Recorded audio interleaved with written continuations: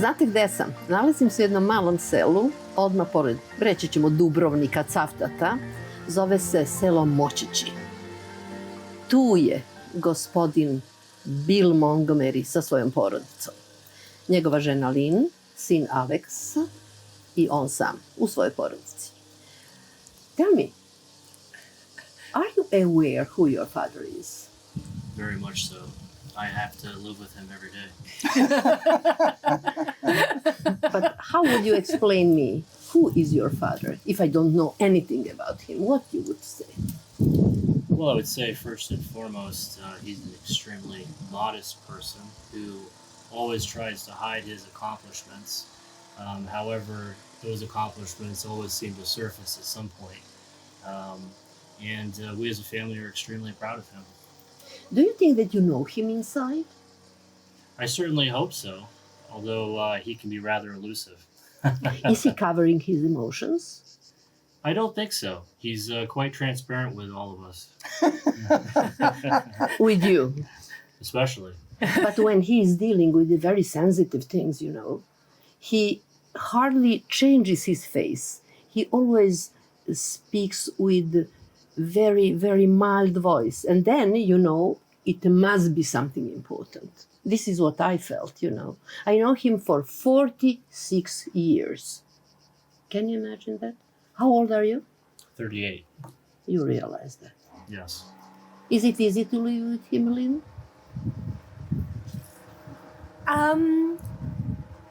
It's a process. Explain me. I think if you marry someone like Bill, you have to be prepared that life is going to take you in many, many different directions. There's going to be a lot of excitement, a lot of rewards, and at times difficulties. And the strength of the partnership is not the fantastic, exciting times with which there are many. There are the difficulties. So that's how I feel. I don't know if he would agree. Did you know what they think about you? Do I know what you think about me or what they think about me? What they think about you? Yes, absolutely. And you agree with that? Well, I think that the proudest times that I have is when we're having some difficulty, whether it's me having cancer or Lynn having a ruptured tendon and things like that. And I think that brings out the best in both of us, in all of us. And it's when we're the closest and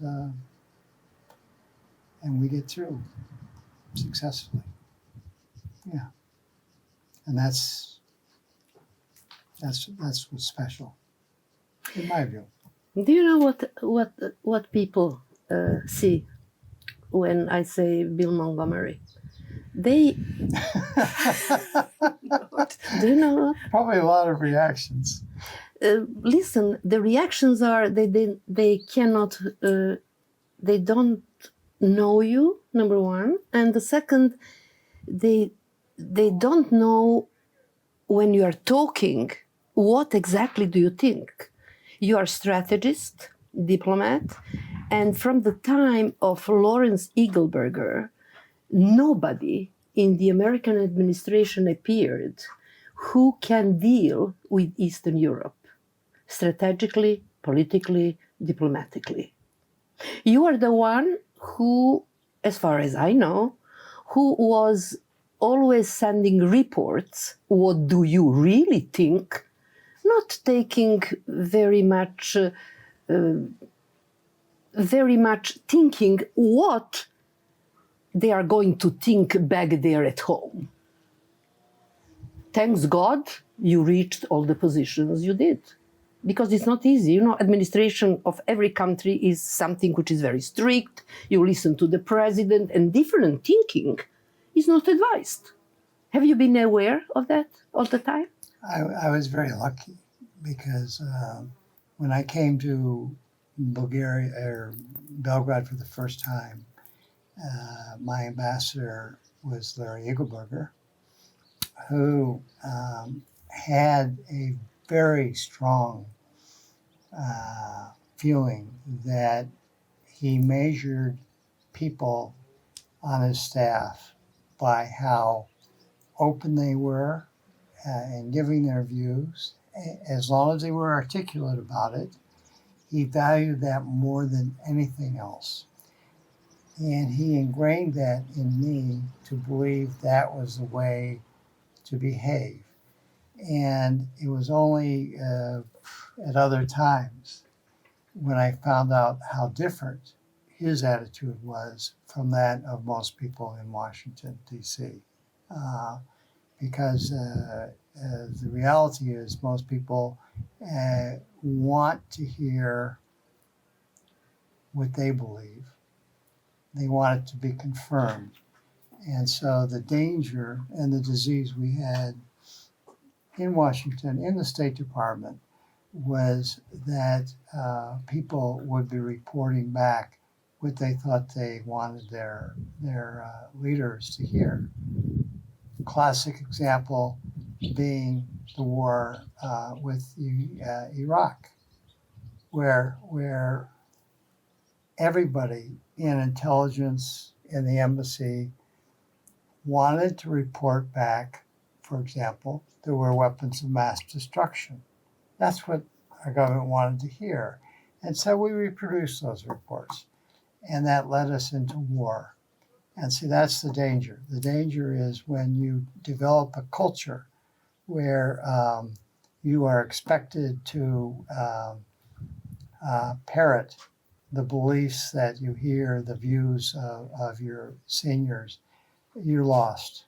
You're absolutely lost. And I've seen it in Vietnam, I've seen it in Afghanistan, Iraq, and frankly, in the former Yugoslavia.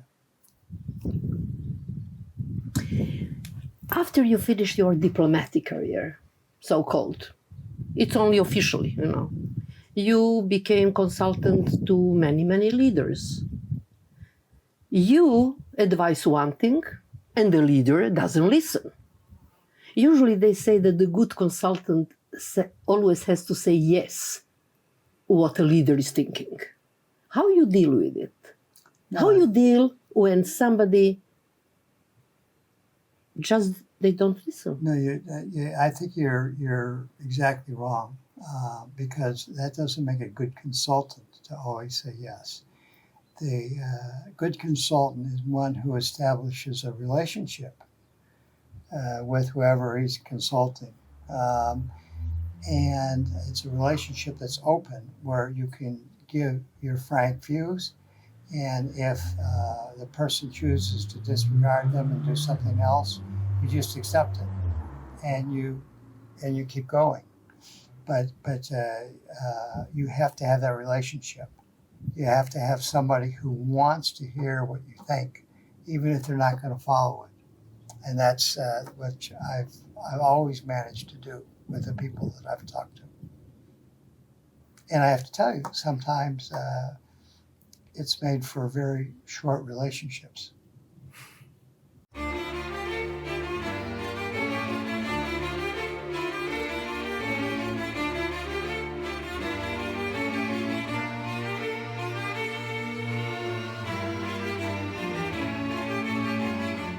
You like to sit here. It's so peaceful. Yes. And very shady. It's shady, it's peaceful, it's quiet. Yes. It's perfect. Tell me some secrets. How can I value? Is the information true or not? How I can value what is true and what is not? Let me start by saying that I have been in this region as you know, for 46 years. And I tell you honestly, a day doesn't go by when I don't find a piece of information about this region that I didn't know that oftentimes is pretty important. And this is after 46 years. And so when you think of some diplomat coming for 2 or 3 years, how can they ever really understand the people? Because the key to being a very good diplomat is to understand the people where you are serving. And it's very difficult. It's very difficult. I came in 1975. I read every book possible on Yugoslavia. And it was all crap. It was all bad because at the time we were totally supportive of Tito. And so we minimized all sorts of critical factors. One critical factor is you needed a deep understanding of each of the ethnic groups, a deep understanding of their history, how they felt, their attitudes, and that wasn't fully reported. I mean, so for example, you look at World War II, look at Yugoslavia and World War II, the traumas that war caused, that kept festering and led to the wars of the 90s as well. And we minimized all those things because Americans don't think about the past. They think about the future. Where in this region, people value the past a lot more. They treasure it. It's alive for them in a way it's not for Americans. And so for Americans, they think, well, hey, that was World War II. That was a long time ago. Let's look ahead, not realizing the impact that war and the aftermath had on the people. And I'm not taking any sides here, but I can tell you that the Serb perception of themselves and their lives, the Croat perception of themselves and their lives, are radically different. And unless we understand and value both equally and respect both equally, we'll never be able to actually deal satisfactorily with this region. But there is a lack of respect. There is a lack of civilized communication. That's right. You know, when you insult somebody, you cannot get any positive reaction from a human being, right? You're right, but here's the problem: that we formed our opinion about the former Yugoslavia and the Balkans in the early 90s, and the non-governmental organizations in the United States, the foreign policy experts, formed their opinions then about everything. Black and white, this is the way it is. And they haven't changed their opinions in now more than 30 years. And those people who were around then as younger people have stayed in the business, and they keep furthering the same views that they had in the 90s. And this impacts even, for example, on President Biden, who formed his view in the 90s. And so they all believe they know exactly what is right, which is you have to have multi-ethnic societies. You have to have a Kosovo that's free within its current borders because the Kosovars deserve that. And you've got to keep Bosnia exactly as it is according to the Dayton Agreement. And those are fixed positions, and there's no flexibility. And it doesn't take into account the reality of the situation in Bosnia, in Serbia, in Kosovo, Montenegro. And so I despair. I despair that these situations can be solved because it requires flexibility, and the international community has none. And by the way, the EU in the Balkans is a worthless organization. That they are greatly responsible for the lack of progress this region has made, because they have not been willing to work in a very constructive way, for example, with Serbia.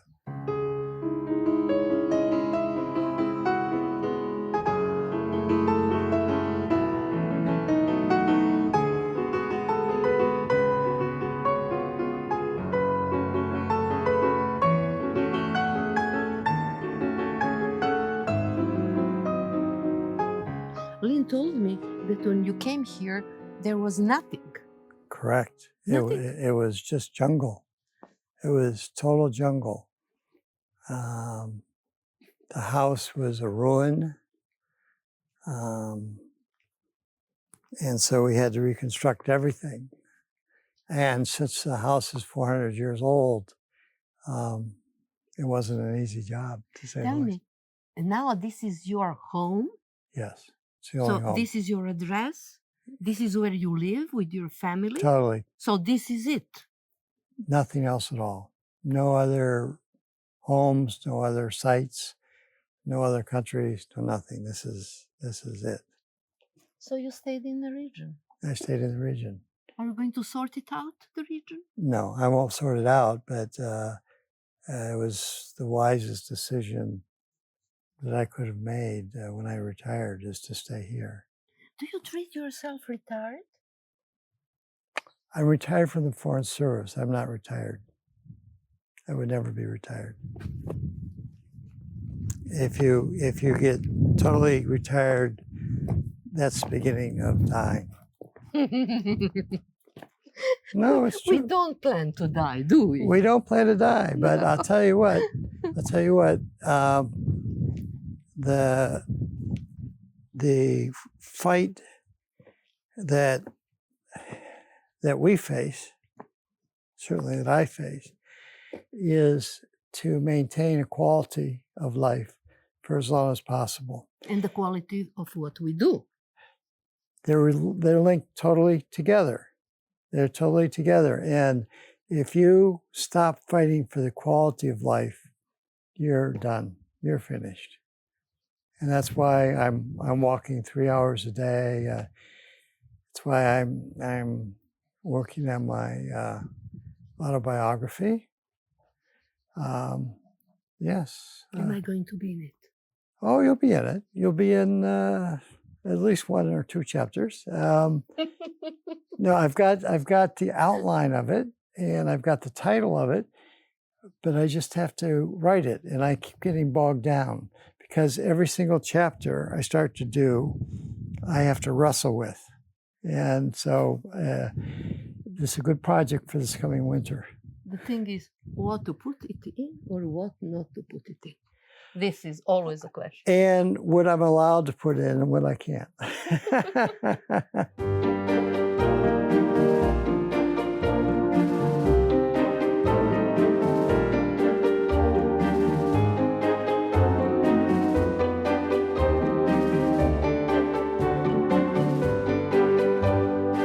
When you look to the region and when you look to everything that is going on, do you think that all this kind of a very turbulent atmosphere is leading us to a kind of a clear sky or something which is going to be resolved soon? Because to live in such a tension doesn't help.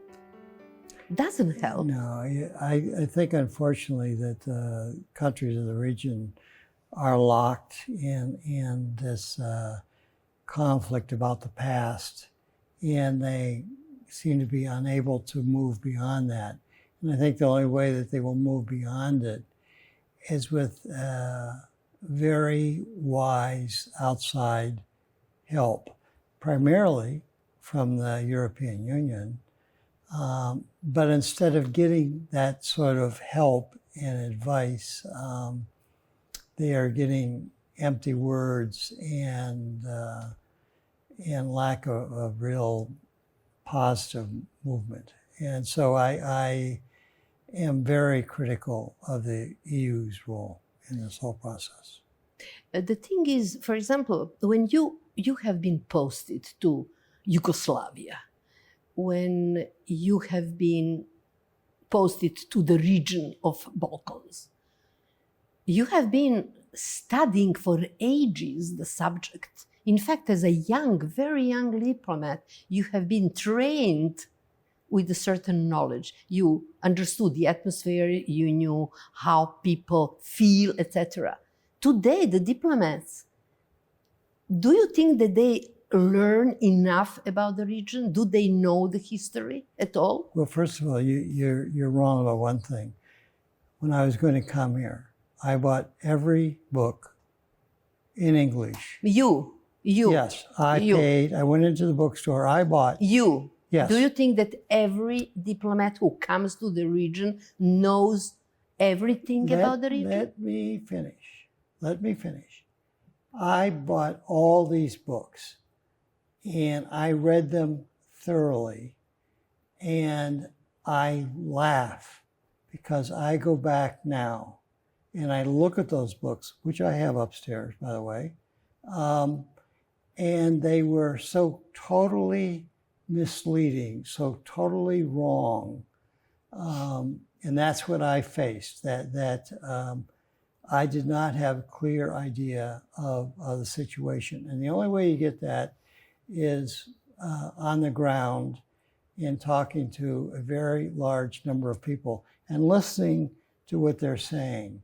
And so the problem isn't lack of preparation before arrival. We do not a bad job at language training and other things. The problem is having the ability yourself to go out, to meet people, and to understand what you're seeing and how it differs from what you've been told to see. And that's the gift of being a good diplomat. But you have to be aware of one thing. When a diplomat arrives to a certain region, to one country, usually they meet always the same kind of people. Yes. You agree? Yes. So this is always somebody who is an actress, somebody who is a painter. You have always those selections. So always the people are always fed with the same kind of information, right? To a great extent, you're right. Yeah. But that's if the diplomat allows himself or herself to fall into that trap. It doesn't have to be that way. You call it trap? It is a big trap. It's a big trap, yes, to see the same people, then have the same attitudes. It's a huge trap. When I came in 1975, I drove by myself all over the former Yugoslavia. I went everywhere. You cannot mention one significant place in all of former Yugoslavia where I didn't go myself. I stayed in monasteries. I stayed, in all sorts of places. Obviously, I went to Peć. I went to Bled. I had Dubrovnik. I went everywhere, Sarajevo, and talked to people. And that helped me to understand a lot better the situation. If you are a diplomat and you stay, say, in Belgrade, and you spend a lot of time with your diplomatic friends, etc., you'll never really understand this country. As I told you, to this day, now, I'm still learning important things about this region that I didn't know before. It takes a long time. And the idea that a diplomat can come here for 2 or 3 years and really understand what's going on is almost impossible. Almost impossible. So And to give you one example, the importance of a kum. You know? No. Importance of a kum. Who would understand? Nobody. I mean, we wouldn't even have a list of like the key people in the government and the political parties and their relationships to other people. And the whole magic about this region is that it's about relationships. It's about people's ties to others, either because they're relatives, because they're friends, because they're a kum, but it's vesa, it's connections. And that's how you get ahead. That's how you succeed. Those are the people you associate with. Those are your friends. And if you don't understand that, if you don't know those relationships, how can you be successful? To whom you believe? How you value that you can believe one information? You must have a kind of a method. Teach me. How? I will tell you that it's a very inefficient and oftentimes unsuccessful approach, because I form value judgments in about 10 minutes about people. And I think that 90% of the time I'm totally on target, and 10% of the time I make a huge mistake. And the problem with being a more senior diplomat is that everybody wants to be nice to you. Everybody shows you a nice face. Everybody wants to be reasonable. And whether that's correct or not, it's very difficult to know. And you have to be very skeptical at that point in what you hear and what you know. Classic case. When I came to Belgrade the second time, we had a fantastic guy who did a wonderful job reconstructing the residence and the embassy from all the damage that had been done. Thought this guy was wonderful. A few years ago, he was fired for corruption because he was taking kickbacks on everything he did. I never knew that. But that's life. You have to always be skeptical of what you hear. And you really have to work with the media, because you make a huge mistake if you ever lie to the media. If you lie to the media, you're dead. You won't be believed again. For example, what did I do when I came back to Yugoslavia in 1998, 2000? Came back in 2000.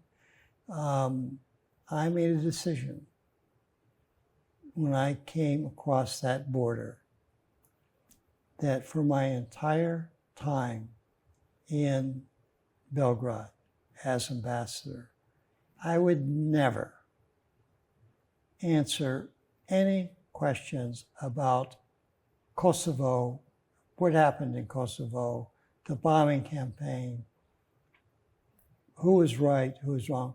I would never answer. I would always say, I'm not going to talk about the past. I'm only going to talk about the future. Because I knew there's no way that an American could start talking about Kosovo in Belgrade or the bombing campaign. There's no way. So I just avoided it. How long the tensions are going to be present in my country? How long the tensions are going to be present? That answer depends entirely on whether the international community, and primarily the European Union, becomes more flexible in their approach to this region. Because following the approach they're using now, I don't see these tensions easing whatsoever. Because the this takes outside intervention. And to give you an example, if you go to join the European Union, you've got these 35 chapters and all these pages about this high of forms to fill out. But one of the things that isn't required is establishing better relations with your neighbors. And that should be almost item number 1 on the list. And it's not even included on the requirements for the EU. Secondly, every member of the EU has a veto over the opening of 35 chapters, the closing of the 35 chapters, and membership. So that means, for example, that Croatia has 71 chances, at least, of vetoing progress made by Serbia. And it's a penalty, and it allows Croatia to demand things of the Serbs that they shouldn't. But the EU has to be more flexible. They can't allow one country to do this. And so after 7 years or so, Serbia has made little real progress in getting into the EU. And I hold that to the responsibility of the EU for not pushing harder and not giving more support, rewards to Croatia to Serbia. And I believe that your leaders are giving up on the possibility of joining the European Union. They're very skeptical about it. And that leads them to look to other countries for support, for help, for assistance, less to the EU. And that, I think, is a shame. Somehow you are pessimistic. I'm totally pessimistic. Have you been always pessimistic? No, I was very optimistic. I was optimistic when I came back to Belgrade. That was perhaps the most optimistic time in my life, when I came back to Belgrade and real progress was made, particularly during the Djindjic regime, on a number of fronts. I was very optimistic. And that came to a crashing end because of Kosovo. Because for a couple of years, very little was done on the whole Kosovo issue. And suddenly, in Kosovo, they started to have a lot of pressure to make progress. And I was working with Nebojša Čović,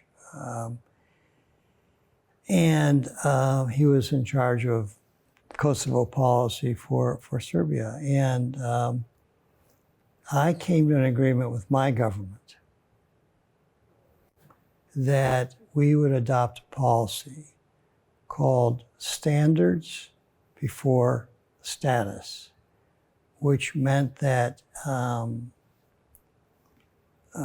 Kosovo would have to show by very specific measures that they were making progress on issues like return of Serbs to their houses, things like that, freedom of travel, etc.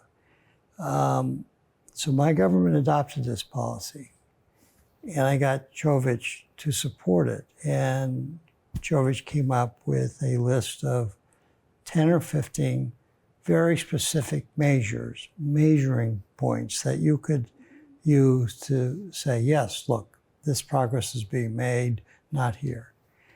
And then we scheduled a meeting with the representatives of the EU, United States, who were in Kosovo managing this process, to come up and talk to us.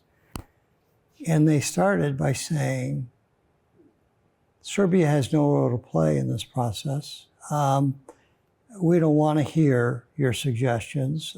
We will make all the decisions. Finally, they agreed to accept Jovic's paper, which they then totally ignored. And they put in place these pathetic standards that were totally worthless, that anytime the international community wanted, they could say, well, they've met the standards, because they were all blah, blah, blah. They weren't serious. And that's when I knew that this was not going to work, that Serbia was going to be betrayed, and I lost my optimism about the future.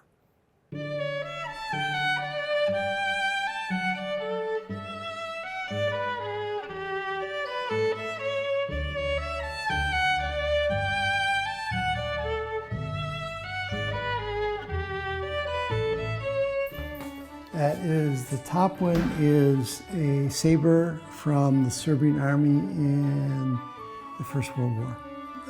The bottom one, it's a Marine sword flag that I was given.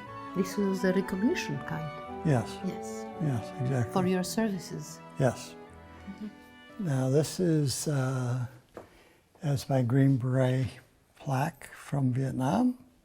This is the literature hall, which made you think well. Yes. Well, here's one of my favorite books.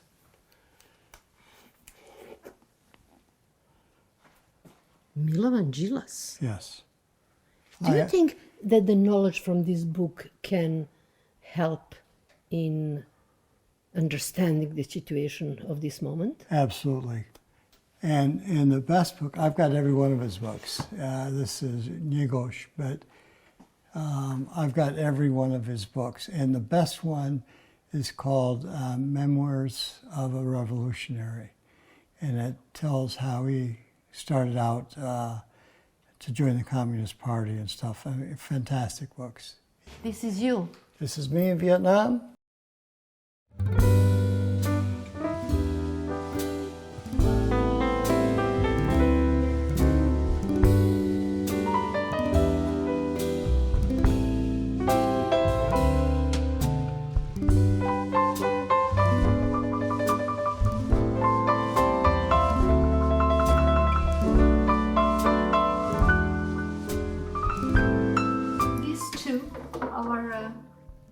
Medals from Vietnam, and I found them in some box, and they're very interesting because Bill was on a jeep evacuating Vietnamese to a helicopter, and he was on the front holding a baby, and the mortar hit the jeep and everybody went flying off, including the baby.